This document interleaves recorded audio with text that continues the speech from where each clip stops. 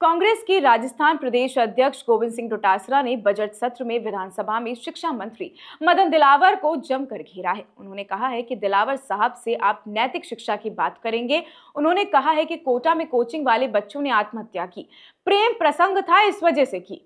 आप गए थे क्या उनका वार्तालाप सुनने के लिए? ये बड़ी बात गोविंद सिंह डोटासरा ने कह दी और आगे कहा है कि बड़े शर्म की बात है, एक शिक्षक जैसे आपने अश्लील हरकत की वजह से बर्खास्त कर दिया था, लेकिन माननीय शिक्षा मंत्री ने उसको कोऑर्डिनेशन लगाने के लिए सिफारिश भी की है।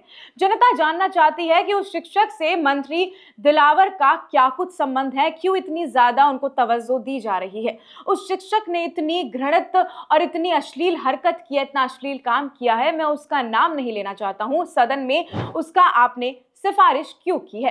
चित्तौड़गढ़ में एक स्कूल में रंगरलियां मनाने वाले हेडमास्टर और महिला टीचर की अश्लील हरकतें कैमरे में कैद हो गई थी।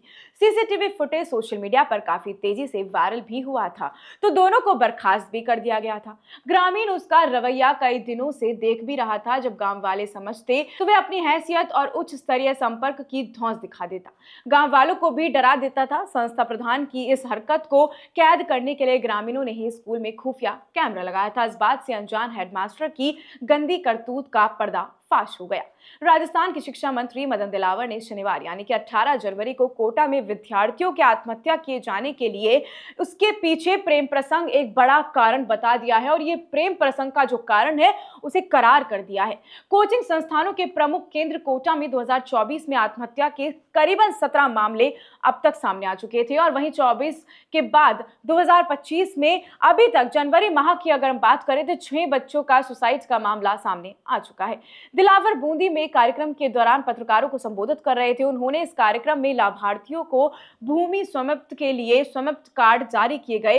कोटा में विद्यार्थियों द्वारा आत्महत्या किए जाने के सवाल पर उन्होंने कहा कि अभिभावकों से आग्रह करना चाहते हैं कि उन्हें सतर्क रहना चाहिए और अपने बच्चों पर पढ़ाई को लेकर दबाव नहीं डालना चाहिए।